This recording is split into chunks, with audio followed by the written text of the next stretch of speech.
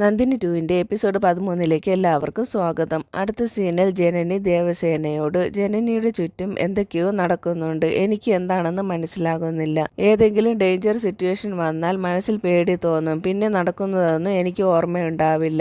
കണ്ണു തുറക്കുമ്പോൾ എൻ്റെ മുന്നിൽ ഒരു പ്രോബ്ലവും ഉണ്ടാവില്ല എന്നൊക്കെ പറഞ്ഞ് വിഷമിക്കുന്ന ജനനിയോട് ദേവസേന ഓരോന്നും പറഞ്ഞ് സമാധാനിപ്പിച്ച് ഉറങ്ങാൻ പറയുകയാണ്. കുറച്ചു കഴിയുമ്പോൾ ജനനി ഉറങ്ങുന്നത് കാണുന്ന ദേവസേന പതുക്കെ സൗണ്ട് ഒന്നും ഉണ്ടാക്കാതെ റൂമിന്റെ പുറത്ത് പോയിട്ട് ശാലിനിയെ ഫോണിൽ വിളിക്കുകയാണ്. എന്നിട്ട് അവർ രണ്ടുപേരും ഒരുപോലെ മന്ത്രം പറയുകയും ഒരു ഷീറ്റ് വിരിച്ച് അതിലിരിക്കുകയും കയ്യിലിരിക്കുന്ന മാല കഴുത്തിലിടുകയും ചെയ്യുകയാണ്. അപ്പോൾ അവർ രണ്ടുപേരും അവിടെ നിന്ന് അപ്രത്യക്ഷമാവുകയും ഒരു മരത്തിന്റെ മുന്നിൽ പ്രത്യക്ഷപ്പെടുകയും ചെയ്യുന്നു. തുടർന്ന് അവർ കാട്ടിന്റെ അകത്തു കൂടി നടന്നു പോവുകയാണ്. അപ്പോൾ അവർ അവിടെ തല തിരിഞ്ഞിരിക്കുന്ന ഒരു മനുഷ്യനെ കാണുന്നു. അയാളോട് ദേവസേന ശാരദ ജംഗിളിലേക്ക് പോകാനുള്ള വഴി ചോദിക്കുകയാണ്. അപ്പോൾ അയാൾ കാണിച്ചു കൊടുക്കുന്ന വഴി കണ്ട് രണ്ടു പേർക്കും ഡൗട്ട് തോന്നുകയാണ്. അവർ കൺഫ്യൂഷനിൽ നിൽക്കുകയാണ്. കുറെ പ്രാവശ്യം ആലോചിച്ച ശേഷം അവസാനം ദേവസേന തല കാണിച്ചു കൊടുത്ത ഭാഗത്തേക്ക് പോവുകയാണ്. കുറച്ചു സമയം മാത്രമേ ഇവർക്ക് ഈ മായാ ലോകത്ത് നിൽക്കാൻ കഴിയുകയുള്ളൂ.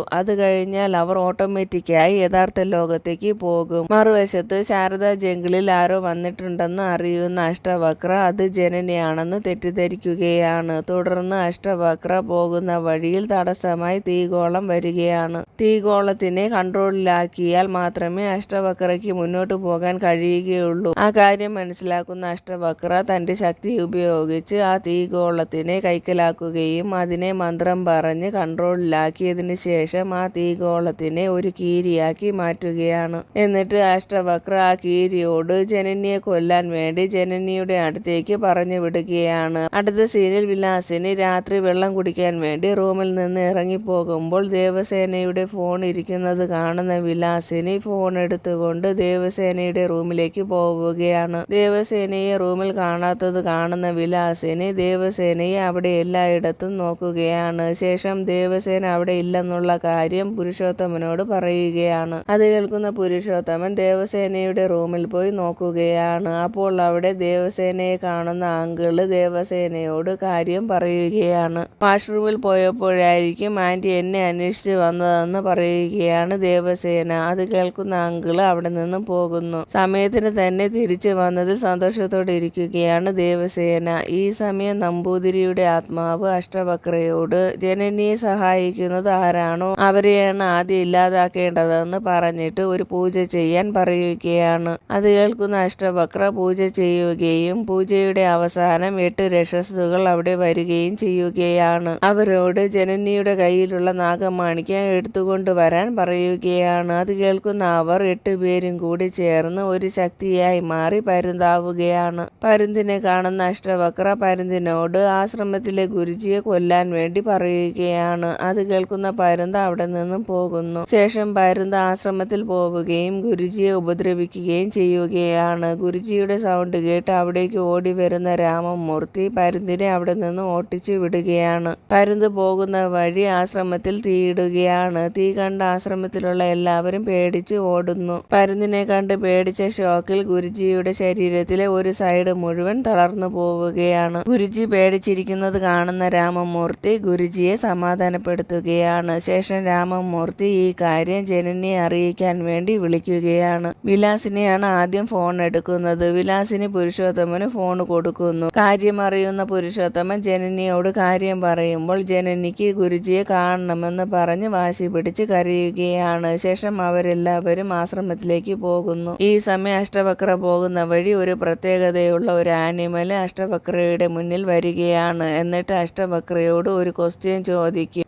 ആ ക്വസ്റ്റ്യന് ആൻസർ ശരിയായി പറഞ്ഞാൽ മാത്രമേ മുന്നോട്ട് പോകാൻ കഴിയുകയുള്ളൂ എന്നും ഇല്ലെങ്കിൽ നിന്റെ ശരീരം എന്റെ രൂപം പോലെ ആകുമെന്നും പറയുകയാണ്. അത് കേൾക്കുന്ന അഷ്ടവക്ര കൺഫ്യൂഷനിൽ നിൽക്കുകയാണ്. അപ്പോൾ ആ ആനിമൽ അഷ്ടവക്രയോട് ക്വസ്റ്റ്യൻ ചോദിക്കുന്നു. അഷ്ടവക്രയെ ആൻസർ പറയാൻ വേണ്ടി നമ്പൂതിരിയുടെ ആത്മാവ് ഹെൽപ്പ് ചെയ്യുകയും അഷ്ടവക്ര ശരിയായ ആൻസർ പറയുകയും ചെയ്യുകയാണ്. അത് കേൾക്കുന്ന ആനിമൽ ചെറുതായി മാറി അപ്രത്യക്ഷമായി പോകുന്നു. മറുവശത്ത് ദേവസേനയും ശാലിനി ശാലിനിയും മായാലോകത്തിലേക്ക് വീണ്ടും വരികയാണ്. അവിടെ വരുന്ന അവർ രണ്ടുപേരും മുന്നോട്ട് പോവുകയാണ്. കുറച്ചു ദൂരം പോകുമ്പോൾ അവരുടെ മുന്നിൽ മനുഷ്യന്റെ തലയും വവ്വാലിന്റെ ശരീരമുള്ള വവ്വാല് മനുഷ്യൻ മരത്തിൽ തല കീഴായി തൂങ്ങിക്കിടക്കുകയാണ്. അവരെ കാണുന്ന വവ്വാല് മനുഷ്യൻ അവരോട്, നിങ്ങൾക്ക് മുന്നോട്ട് പോകണമെങ്കിൽ ഞാൻ ഒരു ക്വസ്റ്റ്യൻ ചോദിക്കുമെന്നും ആ ക്വസ്റ്റ്യന് ശരിയായ ആൻസർ പറഞ്ഞില്ല എങ്കിൽ എന്നെ പോലെ കണ്ണ് കണ്ടുകൂടാതെ ഈ കാട്ടിന്റെ അകത്ത് പെട്ടുപോകുമെന്നും പറയുകയാണ്. അത് കേൾക്കുന്ന ശാലിനി പേടിച്ചു നിൽക്കുകയാണ്. ദേവസേന ധൈര്യം സംഭരിച്ച് ക്വസ്റ്റ്യൻ ചോദിക്കാൻ വവ്വാല് മനുഷ്യനോട് പറയുകയാണ്. അത് കേൾക്കുന്ന ആ വവ്വാല് മനുഷ്യൻ ദേവസേനയോട് ആ വവ്വാല് മനുഷ്യൻ എന്താണ് അങ്ങനെ ആയതെന്ന് ചോദിക്കുകയാണ്. ഭഗവാൻ മനുഷ്യനായി ജീവിക്കാൻ വരദാനം തന്നു. പക്ഷേ നിങ്ങൾക്ക് മനുഷ്യന്റെ ജീവിതം ജീവിച്ചിട്ട് മതിയാകാതെ അത്യാഗ്രഹം കൊണ്ട് പക്ഷിയുടെ ജീവിതം വേണമെന്ന് ഭഗവാനോട് പറഞ്ഞു. അങ്ങനെയാണ് നിങ്ങൾക്ക് മനുഷ്യന്റെയും പക്ഷിയുടെയും രൂപം കിട്ടിയതെന്ന് പറയുകയാണ്.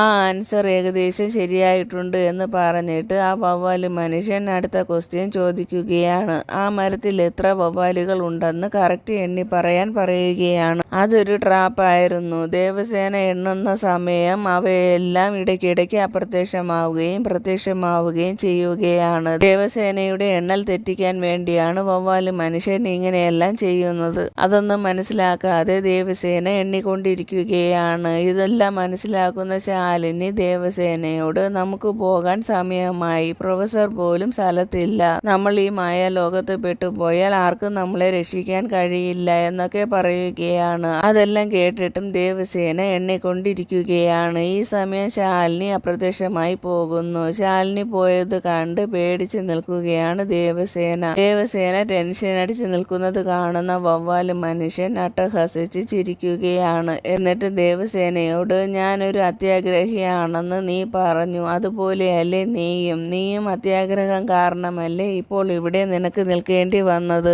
നിനക്ക് ഇനി ഇവിടെ നിന്ന് രക്ഷപ്പെടാൻ കഴിയില്ല, നീ ഞങ്ങളുടെ ഭക്ഷണമാകുമെന്നൊക്കെ പറയുകയാണ്. അത് കേട്ട് പേടിക്കുന്ന ദേവസേന കയ്യിൽ മാലയെടുത്ത് മന്ത്രം പറയുകയാണ്. ദേവസേനയുടെ മനസ്സിൽ പേടിയുള്ളത് കൊണ്ട് പറയുന്ന മന്ത്രമൊന്നും ശരിയാകുന്നില്ല. ദേവസേനയുടെ ടെൻഷൻ കാണുന്ന വവ്വാല് മനുഷ്യൻ അട്ടഹസിച്ച് ചിരിക്കുകയാണ്. അത് കണ്ട് പേടിക്കുന്ന ദേവസേന അവിടെ നിന്ന് ഓടിപ്പോകുന്നു. കുറച്ചു ദൂരം പോകുമ്പോൾ ദേവസേന ഒരു ചതുപ്പിൽ വീഴുകയാണ്. ദേവസേന ചതുപ്പിൽ കിടക്കുന്നത് കണ്ട് വവ്വാല് മനുഷ്യൻ സന്തോഷം കൊണ്ട് അട്ടഹസിച്ച് ചിരിക്കുകയാണ്. ദേവസേന പതുക്കെ പതുക്കെ ചതുപ്പിൽ താഴ്ന്നുകൊണ്ടിരിക്കുകയാണ്. ദേവസേന ശാലിനി ദേവസേനയെ രക്ഷിക്കാൻ വേണ്ടി തിരിച്ചു വരുമെന്നുള്ള പ്രതീക്ഷയിൽ നിൽക്കുകയാണ്. മറുവശത്ത് ഗുരുജി ജനനിയെ കാണാൻ വേണ്ടി ഹോസ്പിറ്റലിൽ പോകാതെ കിടക്കുകയാണ്. അവിടെ ആശ്രമത്തിലെ മെമ്പേഴ്സ് ഉണ്ട്. അതിൽ വീരാട്ടിന്റെ അച്ഛനും ഉണ്ട്. ആ സമയം അവിടേക്ക് ജനനിയും പുരുഷോത്തമനും പ്രണവും വരികയാണ്. ഗുരുജിയെ കാണുന്ന ജനനി വിഷമം സഹിക്കാൻ കഴിയാതെ കരയുകയാണ്. ഗുരുജിയുടെ അവസ്ഥ കണ്ട് ജനനി ടെൻഷൻ അടിച്ചിരിക്കുകയാണ്. അപ്പോൾ ഗുരുജി ജനനിയുടെ ചെവിയിൽ എന്തോ ഒരു കാര്യം പറയുകയാണ്. അത് കേൾക്കുന്ന ജനനി പുരുഷോത്തമനെ നോക്കുകയാണ്. ശേഷം ഗുരുജി പുരുഷോത്തമനോട് കുറച്ച് കാര്യം പറയാനുണ്ടെന്നും പറഞ്ഞിട്ട് പുരുഷോത്തമന്റെ ചെവിയിലും എന്തോ ഒരു കാര്യം പറയുകയാണ്. അത് കേൾക്കുന്ന പുരുഷോത്തമൻ ടെൻഷൻ അടിച്ച് ഇരിക്കുകയാണ്. ശേഷം എല്ലാവരും കൂടി ഗുരുജിയെ ഹോസ്പിറ്റലിലേക്ക് കൊണ്ടുപോകുന്നു. അടുത്ത സീനിൽ ജനനി ഗുരുജിയെ കുറിച്ച് ഓർമ്മിച്ച് വിഷമിച്ചിരിക്കുന്നത് കാണുന്ന അങ്കിള് ജനനിയെ ഓരോന്നും പറഞ്ഞ് ആശ്വസിപ്പിക്കുകയാണ്.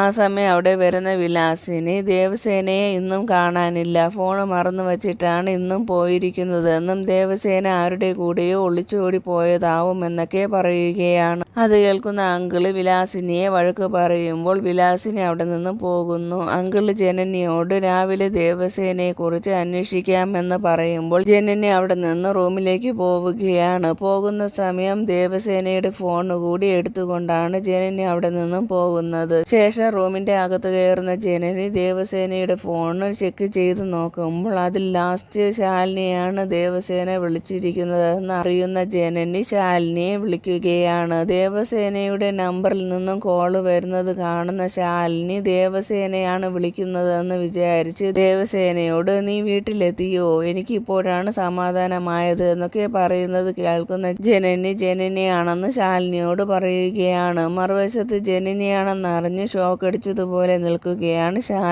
ശാലിനിയോട് ചേച്ചി എവിടെയാണ് പോയതെന്ന് ജനനി ചോദിക്കുമ്പോൾ പ്രോജക്റ്റിന്റെ ആവശ്യമായി പോയതാണെന്നും എവിടെയാണെന്ന് അറിയില്ല എന്നൊക്കെ പറയുകയാണ്. പറയുകയാണ് ശാലിനി പറഞ്ഞതൊന്നും ജനനി വിശ്വസിക്കുന്നില്ല എന്ന് കാണുന്ന ശാലിനി ജനനിയോട് നേരിട്ട് സംസാരിക്കാമെന്ന് പറയുകയാണ്. അടുത്ത സീനിൽ ശാലിനിയുടെ അടുത്ത് ജനനി പോകുന്നു. ജനനി ശാലിനിയോട് ചേച്ചിക്ക് എന്താണ് സംഭവിച്ചതെന്നും ചേച്ചി എവിടെയെന്നൊക്കെ ചോദിക്കുകയാണ്. ആദ്യമൊക്കെ ദേവസേന എവിടെയാണ് പോയതെന്ന് അറിയില്ല എന്നൊക്കെ പറഞ്ഞ് ഒഴിവാകാൻ ശാലിനി നോക്കുമെങ്കിലും ജനനിയുടെ നിർബന്ധത്തിൽ ശാലിനി വീഴുകയും ശാലിനി എല്ലാ കാര്യങ്ങളും ജനനിയോട് പറയുകയും ചെയ്യുകയാണ്. ദേവസേന ശാലിനിയെ കാണാൻ പോയതും ശാലിനി വഴി പ്രൊഫസറെ കണ്ടതും പ്രൊഫസർ പറഞ്ഞ് ശാരദ ജംഗിളിനെ കുറിച്ച് അറിഞ്ഞ കാര്യവും ശാരദ ജംഗിളിൽ അവർ രണ്ടുപേരും കൂടി പോയതും അവിടെ വെച്ച് വവ്വാൽ മനുഷ്യനെ കണ്ടതും സമയം തീർന്നപ്പോൾ ശാലിനി യഥാർത്ഥ ലോകത്തിൽ വന്നു എന്നും പറയുകയാണ്. അത് കേൾക്കുന്ന ജനനി, അപ്പോൾ ചേച്ചി അവിടെ ഒറ്റയ്ക്കല്ലേ, ചേച്ചിക്ക് എന്തെങ്കിലും അപകടം സംഭവിച്ചു കാണുമോ, എനിക്ക് ശാരദ ജംഗിളിലേക്ക് പോകണം, ചേച്ചിയെ രക്ഷിക്കണം എന്നൊക്കെ പറഞ്ഞ് ജനനി ശാലിനിയെ നിർബന്ധിക്കുമ്പോൾ ശാലിനി ജനനിയെ ആ മരത്തിന്റെ മുന്നിൽ കൊണ്ടുപോവുകയാണ്. മരത്തിന്റെ മുന്നിൽ എത്തുന്ന ശാലിനി ജനനിയോട് ശാരദ ജംഗിളിലേക്ക് പോകണമെങ്കിൽ മരത്തിൽ കാണുന്ന തേനീച്ച കൂട് തൊട്ടാൽ മതി എന്ന് പറയുകയാണ്. അത് കേൾക്കുന്ന ജനനി ചേച്ചിയെ രക്ഷിക്കാൻ വേണ്ടി യാതൊരു മടിയും കാണിക്കാതെ തേനീച്ച കൂട്ടിൽ തൊടുകയും ജനനി അപ്രത്യക്ഷമാവുകയും മായാലോകത്ത് പ്രത്യക്ഷപ്പെടുകയും ചെയ്യുകയാണ്. ശേഷം ജനനി കാട്ടിലൂടെ നടന്നു പോകുമ്പോൾ മുന്നിൽ തല തിരിഞ്ഞ ആൾ നിൽക്കുന്നത് കാണുന്ന ജനനി അയാളോട് വഴി ചോദിക്കുകയാണ്.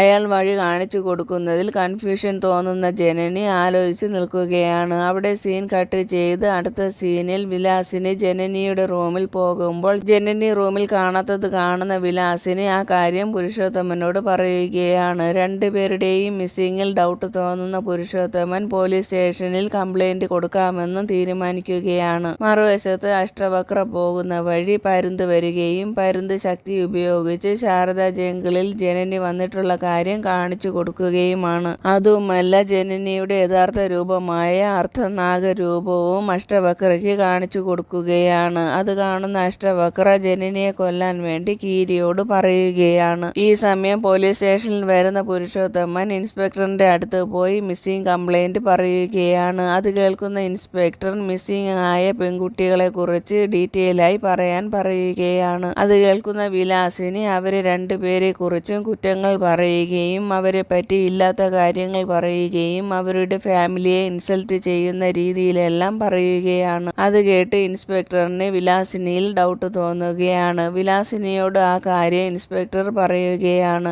അവരെ രണ്ടുപേരെയും വിലാസിനിക്ക് ഇഷ്ടമല്ലാത്തത് കൊണ്ട് നിങ്ങളാണോ അവരെ ഇല്ലാതാക്കിയതെന്നൊക്കെ ചോദിക്കുകയാണ്. അത് കേട്ട് പേടിച്ചിരിക്കുകയാണ് വിലാസിനി. അത് കാണുന്ന പുരുഷോത്തമൻ വിലാസിനിക്ക് ഈ മിസ്സിങ്ങിന്റെ പുറകിൽ ഒരു ബന്ധവുമില്ല എന്ന് പറയുകയാണ്. അത് കേൾക്കുന്ന ഇൻസ്പെക്ടർ കോൺസ്റ്റബിളിനോട് രണ്ടുപേരുടെയും ഫോൺ നമ്പറിന്റെ ഡീറ്റെയിൽസ് എടുക്കാൻ പറയുകയാണ്. കുറച്ച് കഴിയുമ്പോൾ ഡീറ്റെയിലുമായി കോൺസ്റ്റബിൾ വരുന്നു. ആ ലിസ്റ്റ് നോക്കുന്ന ഇൻസ്പെക്ടറിന് രണ്ടുപേരും ശാലിനിയാണ് അവസാനം വിളിച്ചതെന്ന് മനസ്സിലാവുകയാണ്. ശേഷം ശാലിനിയെ പോലീസ് സ്റ്റേഷനിലേക്ക് വിളിച്ചു വരുത്തുകയാണ്. പോലീസ് സ്റ്റേഷനിൽ വരുന്ന ശാലിനി ദേവസേന റിസർച്ചിന്റെ ഭാഗമായി പോയതാണെന്നും ജനനി ദേവസേനയെ അന്വേഷിച്ച് വന്നിട്ടുണ്ടായിരുന്നു എന്നും ദേവസേനയെ കുറിച്ച് അറിഞ്ഞപ്പോൾ തന്നെ ജനനി അവിടെ നിന്ന് പോയി എന്നും പറയുകയാണ്. ശാലിനിയുടെ മറുപടിയിൽ ഡൗട്ട് തോന്നുന്ന ഇൻസ്പെക്ടർ ശാലിനിയോട് നിങ്ങളുടെ പാരാനോർമൽ ആക്ടിവിറ്റിക്ക് വേണ്ടി എന്തെങ്കിലും ദുഷ്ടകർമ്മം ചെയ്യാനോ അങ്ങനെ എന്തെങ്കിലും ആവശ്യത്തിന് വേണ്ടി രണ്ടുപേരെയും നിങ്ങൾ യൂസ് ചെയ്തു എന്ന് അറിയാൻ പാടില്ല. അവരെ കുറിച്ച് എന്തെങ്കിലും ഇൻഫർമേഷൻ കിട്ടിയാൽ പോലീസ് സ്റ്റേഷനിൽ അറിയിക്കണമെന്ന് പറഞ്ഞിട്ട് ശാലിനിയോട് പോകാൻ പറയുകയാണ് ഇൻസ്പെക്ടർ. ശാലിനി പോകുന്നത് കാണുന്ന ഇൻസ്പെക്ടർ ശാലിനി അവർക്ക് ഡൗട്ട് ഉണ്ടെന്നും ശാലിനിയെ ഫോളോ ചെയ്യാൻ വേണ്ടി ഒരു മഫ്തി പോലീസിനെ ഏർപ്പാട് ചെയ്യുമെന്നും എന്തെങ്കിലും ഇൻഫർമേഷൻ കിട്ടിയാൽ നിങ്ങളെ അറിയിക്കാമെന്നും രണ്ടുപേരുടെയും ഫോട്ടോ ഉൾപ്പെടെ ഡീറ്റെയിൽ കൊടുത്തിട്ട് പോകാൻ അവരോട് പറയുകയും ചെയ്യുകയാണ്. അത് കേൾക്കുന്ന അവർ അവിടെ നിന്നും പോകുന്നു. ശേഷം വീട്ടിൽ വരുന്ന അവർ 3 പേരും അവിടെ ജനനിയെ കണ്ട് ഷോക്ക് അടിച്ചതുപോലെ നിൽക്കുകയാണ്. പുരുഷോത്തമൻ ജനനിയോട് കാര്യങ്ങൾ ചോദിച്ച് മനസ്സിലാക്കുകയാണ്. ജനനി ദേവസേനയെ അന്വേഷിച്ച് ശാലിനിയുടെ വീട്ടിൽ പോയി എന്നും ശാലിനി ചേച്ചി റിസർച്ചിന്റെ കാര്യവുമായി പോയി എന്ന് പറഞ്ഞു എന്നും ആ കാര്യം അറിഞ്ഞ ഞാൻ അവിടെ നിന്ന് ഇറങ്ങി നേരെ നാട്ടിലേക്ക് പോയി. അവിടെ വെച്ച് ചേച്ചിയെ കണ്ടു. ചേച്ചി 2 ദിവസം കഴിഞ്ഞിട്ട് വരാമെന്ന് ഉറപ്പ് പറഞ്ഞിട്ടുണ്ടെന്നും പറയുകയാണ് ജനനി. അത് കേൾക്കുന്ന പുരുഷോത്തമന് സമാധാനം തോന്നുകയാണ്. വിലാസിന് ജനനി വന്ന കാര്യം പോലീസ് സ്റ്റേഷനിൽ വിളിച്ച് അറിയിക്കാൻ പറയുകയാണ്. അത് കേൾക്കുന്ന പുരുഷോത്തമന് എല്ലാവരും അവിടെ നിന്നും പോകുന്നു. ശേഷം റൂമിൽ പോകുന്ന ജനനി വിഷമിച്ചിരിക്കുകയാണ്. ഈ സമയം ഒരു ഫ്ലാഷ് ബാക്ക് കാണിക്കുകയാണ്. ജനനി തലതിരിഞ്ഞ ആളിന്റെ അടുത്ത് നിൽക്കുമ്പോൾ അഷ്ടവക്ര പറഞ്ഞു വിട്ട കീരി അവിടെ വരുന്നു. കീരിയെ കാണുന്ന ജനനി അവിടെ നിന്ന് ഓടുകയാണ്. കുറെ ദൂരം പോകുമ്പോൾ കീരികൾ കൂടുതലാവുകയാണ്. കുറച്ചുകൂടി കഴിയുമ്പോൾ ചെറിയ കീരികളെല്ലാം കൂടി ചേർന്ന് വലിയൊരു കീരിയായി മാറി ജനനിയുടെ അടുത്തേക്ക് പോവുകയാണ്. അത് കണ്ട് പേടിച്ച് അലറി വിളിക്കുകയാണ് ജനനി. അതിനുശേഷം ജനനിക്ക് എന്താണ് സംഭവിച്ചതെന്ന് ജനനിക്ക് അറിയില്ല. ശേഷം നടന്നത് ഇതാണ്. ജനനി നാഗമായി മാറുകയാണ്. നാഗവും കീരിയും തമ്മിൽ പൊരിഞ്ഞ ഫൈറ്റ് നടക്കുകയാണ്. അവസാനം നാഗം കൊത്തുകയും കീരി മരിക്കുകയും ചെയ്യുന്നു. അടുത്ത സീനിൽ ഇൻസ്പെക്ടർ ജനനിയെ കാണാൻ വരികയാണ്. ജനനിയെ കാണുന്ന ഇൻസ്പെക്ടർ വിലാസിനിയുടെ ടോർച്ചർ കാരണമാണോ ജനനി വീട് വിട്ടു പോയതെന്ന് ചോദിക്കുകയാണ്. അത് കേട്ട് വിലാസിനി പേടിച്ച് നിൽക്കുകയാണ്. ജനനി ഇൻസ്പെക്ടറോട് ആന്റി ഞങ്ങളെ സ്വന്തം മക്കളെ പോലെയാണ് നോക്കുന്നതെന്ന് പറയുകയാണ്. പുരുഷോത്തമൻ ഇൻസ്പെക്ടറോട് ദേവസേന നാട്ടിൽ പോയിരിക്കുകയാണ്. 2 ദിവസത്തിനകം വരുമെന്ന് ഇൻസ്പെക്ടറോട് പറയുകയാണ്. എപ്പോൾ വന്നാലും നിങ്ങൾ പോലീസ് സ്റ്റേഷനിൽ കൊടുത്ത കംപ്ലൈന്റ് തിരിച്ചു വാങ്ങണമെന്ന് പറയുകയാണ് ഇൻസ്പെക്ടർ. എന്നിട്ട് ഇൻസ്പെക്ടർ ജനനിയോട് ജനനിക്ക് എന്ത് പ്രശ്നമുണ്ടായാലും ഇൻസ്പെക്ടറോട് ഒരു മടിയും കൂടാതെ പറയണമെന്ന് പറഞ്ഞിട്ട് ഇൻസ്പെക്ടർ അവിടെ നിന്ന് പോവുകയാണ്. മറുവശത്ത് അഷ്ടവക്ര പോകുന്ന വഴി പരുന്ത് ജീവനില്ലാത്ത കീരിയെ എടുത്തുകൊണ്ട് അഷ്ടവക്രയുടെ മുന്നിൽ വരികയാണ്. കീരിയെ കാണുന്ന അഷ്ടവക്ര ദേഷ്യത്തോടെ നിൽക്കുകയാണ്. അത് കാണുന്ന പരുന്ത് പോയി ജനനിയെ കൊല്ലാമെന്നും പറയുകയാണ്. അത് കേൾക്കുന്ന നമ്പൂതിരിയുടെ ആത്മാവ് ഇപ്പോൾ പ്രതികാരം ചെയ്യാനുള്ള സമയമല്ല, നമുക്ക് നല്ലൊരു അവസരം കിട്ടുന്നത് വരെ കാത്തിരിക്കാം എന്ന് പറയുന്നത് കേൾക്കുന്ന അഷ്ടവക്ര മുന്നോട്ട് നടക്കുകയാണ്. അവരുടെ പുറകെ പരുന്തും പോകുന്നു. മറുവശത്ത് ജനനി പുരുഷോത്തമനുമായി ഗുരുജിയെ കാണാൻ പോവുകയാണ്. ഗുരുജിയുടെ അടുത്ത് പോകുന്ന ജനനി ഗുരുജിയോട് ശാലിനി ദേവസേനയെ കുറിച്ച് പറഞ്ഞതും ജനനി മായാലോകത്ത് പോയ കാര്യത്തെക്കുറിച്ചും പറയുകയാണ്. ശാരദാ ജംഗിളിനെ കുറിച്ച് അറിയുന്ന ഗുരുജി ഷോക്ക് അടിച്ചതുപോലെ കിടക്കുകയാണ്. എന്നിട്ട് ഗുരുജി ജനനിയോട് ദേവസേനയെ രക്ഷിക്കാൻ നിനക്ക് മാത്രമേ കഴിയുകയുള്ളൂ, നീ തന്നെ ശാരദാ ജംഗിളിൽ പോയി ദേവസേനയെ രക്ഷപ്പെടുത്തി കൊണ്ടുവരണമെന്ന് പറയുകയാണ്. എന്നിട്ട് ഗുരുജി ജനനിക്ക് ആശീർവാദം കൊടുക്കുകയാണ്. അടുത്ത സീനിൽ ഗുരുജി ആശ്രമത്തിലെ എല്ലാ മെമ്പേഴ്സിനെയും വിളിച്ചു വരുത്തിയിട്ട് ഗുരുജി സ്ഥാനം ഒഴിയുകയാണെന്നും ഗുരുജിയുടെ സ്ഥാനം വീരാട്ടിന്റെ അച്ഛനായ ചിദംബരം ഏറ്റെടുക്കണമെന്നും പറയുകയാണ്. അത് കേൾക്കുന്ന ചിദംബരം ഈ കാര്യത്തിനെ കുറിച്ച് ആലോചിക്കണമെന്ന് പറഞ്ഞിട്ട് അവിടെ നിന്ന് പോകുന്നു. ശേഷം വീട്ടിൽ വരുന്ന ചിദംബരം ആലോചിച്ച് ഇരിക്കുകയാണ്. അപ്പോൾ അവിടേക്ക് രാജേശ്വരി വരുന്നു. ഈ എപ്പിസോഡ് മുതൽ രാജേശ്വരിക്ക് പുതിയ മുഖമാണ്. രാജേശ്വരി ചിദംബരത്തിനോട് കാര്യം ചോദിക്കുമ്പോൾ ഗുരുജി പറഞ്ഞ കാര്യം രാജേശ്വരിയോട് പറയുകയാണ്. അത് കേൾക്കുന്ന രാജേശ്വരിക്ക് ദേഷ്യം വരികയാണ്. രാജേശ്വരി ചിദംബരത്തിനോട് വയലന്റായി സംസാരിക്കുകയാണ്. ചിദംബരം ഗുരുജിയുടെ വഴി സ്വീകരിക്കണമെങ്കിൽ ചിദംബരം സന്യാസ മാർഗം സ്വീകരിക്കണം. അതുമല്ല ആശ്രമത്തിന്റെ ഉത്തരവാദിത്തം മുഴുവൻ ഏറ്റെടുക്കണം. പണ്ട് ചിദംബരം സേവനം നടത്തിയ കാലത്ത് അവരുടെ കുടുംബത്തിൽ ബുദ്ധിമുട്ടുണ്ടായ സമയത്ത് അവരെ ആരും ഹെൽപ്പ് ചെയ്യാൻ ഉണ്ടായിരുന്നില്ല. അതുകൊണ്ട് തന്നെ ചിദംബരം സന്യാസ മാർഗം സ്വീകരിക്കുന്നതിൽ രാജേശ്വരിക്ക് താല്പര്യമില്ല.